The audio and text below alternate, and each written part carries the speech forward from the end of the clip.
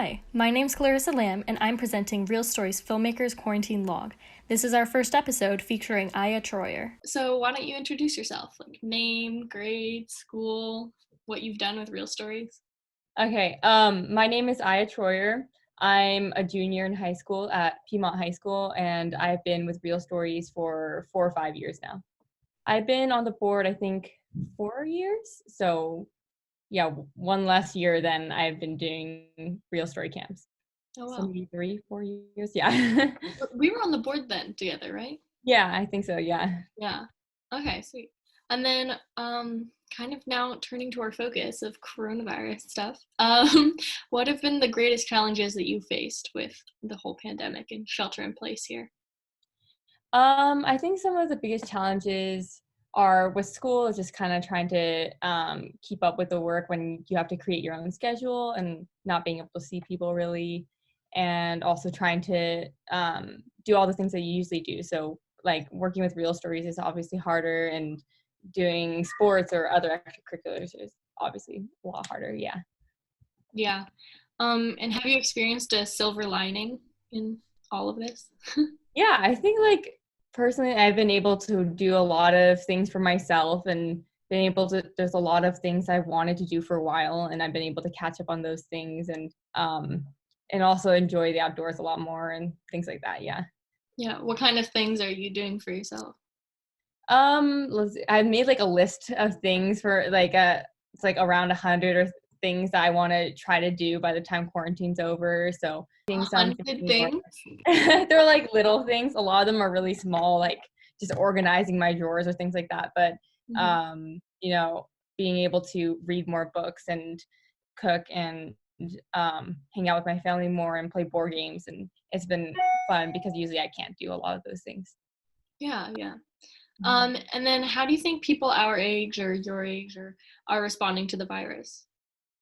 Um, I think that there's like a mix. So some people there's a lot, I think in general, people are upset about obviously like if they're not being personally impacted by maybe a family member has coronavirus, they're thinking about like missing school events or not seeing their friends and being sad about that. And then there's some people who are still going outside and not really following the guidelines to keep themselves safe.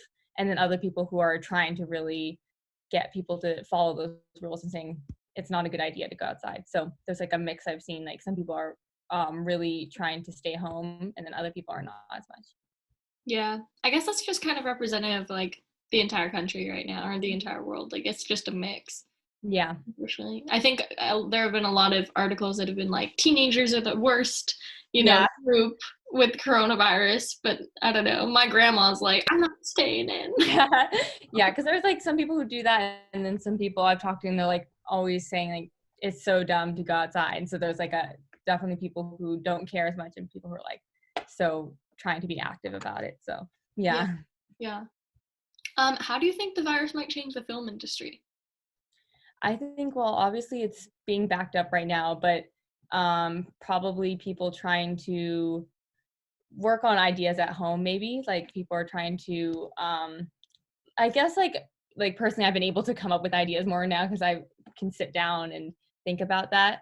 Um, and yeah, I think just things are a little bit behind, obviously, because people can't really work on any projects right now. But yeah, being able to sit down and really think about new ideas has been a benefit of it.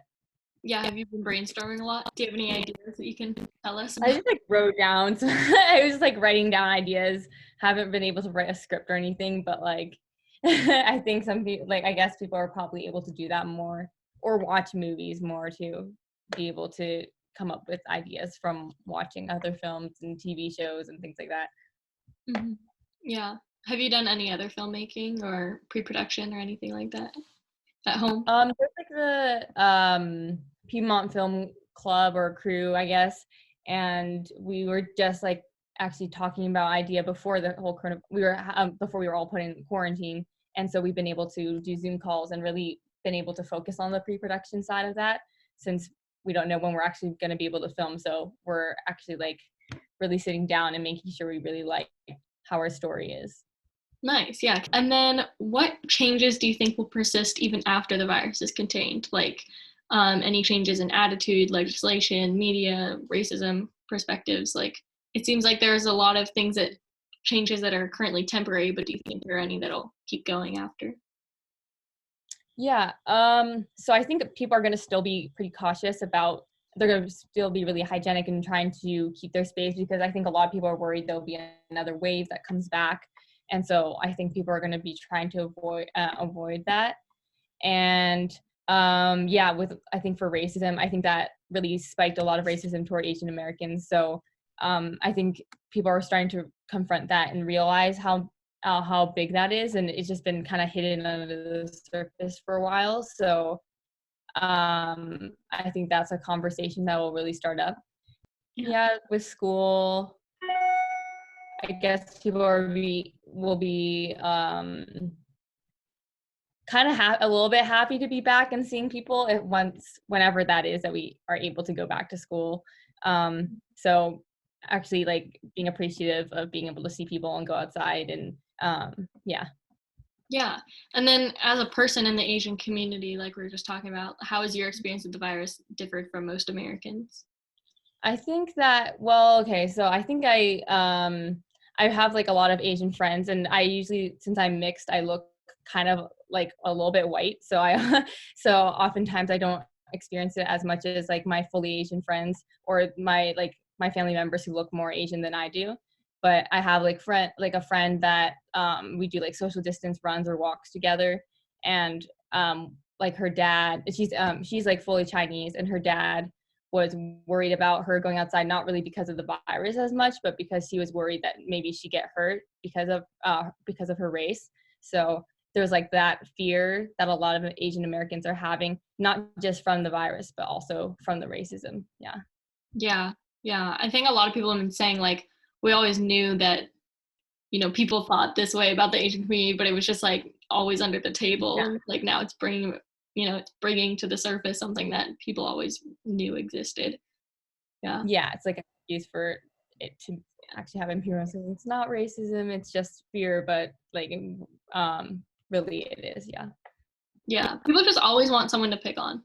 They just want some way to Exactly. blame someone else and make themselves feel better. Yeah. Yeah. And then kind of switching gears to another perspective, we're both from a generally wealthy, white, privileged community, Piedmont. And how has your perception of privilege shifted during the pandemic, if at all? hmm I think it's definitely shifted because I realized that like we're really lucky that a lot of us have computers and access to online school, and when other schools probably don't have, like all the students don't necessarily have computers where they can work from home and keep up with their schoolwork. And also parents a lot of time, like in other families, might still have to go to work, and they might have younger kids that they can't really watch over or things like that. So I think that it really differs from district to district, and we're just really lucky that we have access to a lot of things that a lot of other districts don't have access to. Yeah, yeah. Um, and then how has things with the student board or with institute kind of kept going or stopped with the shelter in place? Yeah, so I think we had just finished up our film that we've been working on for months. So that was really lucky that we had finished in time for that. And I think a lot of Real Stories has been trying to keep going online. So we've had online, Instagram live videos and talking to people over Zoom and having meetings over that. So it's nice to be able to still keep in contact with everyone online and yeah, keep everything still going. And I think it's still difficult though, because we're worried about, is Real Stories going to continue over the summer? And since it's a nonprofit, there's always that worry, is there enough money and are we going to get enough support? So yeah, I think there's always that concern. And so hopefully everything works out. But yeah, I guess right now we have to just do everything online and make sure that we can still get people involved with Real Stories. Yeah, for sure. Especially with May being our biggest fundraiser of the year, the 15th of May, like yeah, it's kind of hopefully it's like hopefully, yeah. I was really impressed with like how quickly Real Stories just hopped on like all online stuff. Like I just did an Instagram live think 30 minutes ago. We said Oh, really? Oh, that's Yeah. awesome. Yeah, Dude. I know. I really like the Instagram lives, and Yeah. I think The Real Ask Stories the is doing a good job with that. Yeah. Yeah. Um, and then I guess just, do you have anything else you want to add, or how are you feeling about everything? Just like anything to do with coronavirus or Real Stories Film or or real stories, or you're a junior, right? yeah. Yeah. So how's the college process going? I'm a little bit worried just because like the day like our school, I guess a lot of schools got canceled like March 14th, 15th, like starting then, and March 14th was like the day I was supposed to take the SAT for the first time, and that got canceled, and now I don't know when I'm taking it because the June one got canceled too. So that, I think that's a little bit worrying.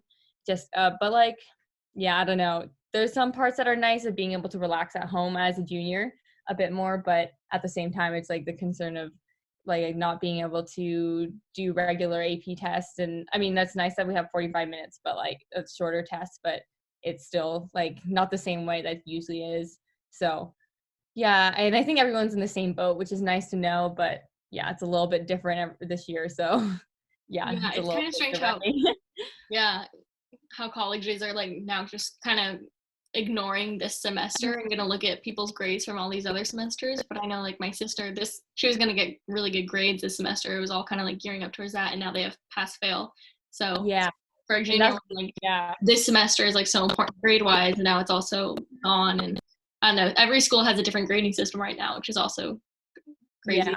Yeah, it's kind of hard to tell because like some of our teachers have already put in stuff as pass fail and then some haven't. So I'm just like, don't know which classes I have a pass in and which ones I have a fail in. Like I don't even know what's going on really. So it's a little bit confusing, but hopefully everything settles down by the end of the year. Yeah, and I think everyone's really understanding right now, especially. So Yeah, yeah, I think so. we'll see. Yeah. But yeah, okay. Well, do you have anything else you would like to say? Let's see.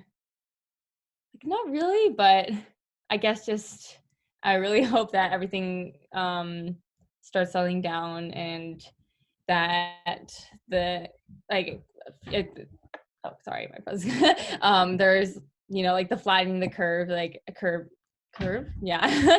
I really hope that happens soon so that we can go back to our normal lives, and but also just making sure that everyone stays healthy later so that we don't have another wave of it. So yeah. Yeah, for sure. Well, thanks for Because we're talking with definitely me. be around. Yeah, thank you. All Yeah, okay. See right, you. good luck with everything. Bye. Bye. To help filmmakers like Aya continue to tell their stories, click the link to donate or visit our website.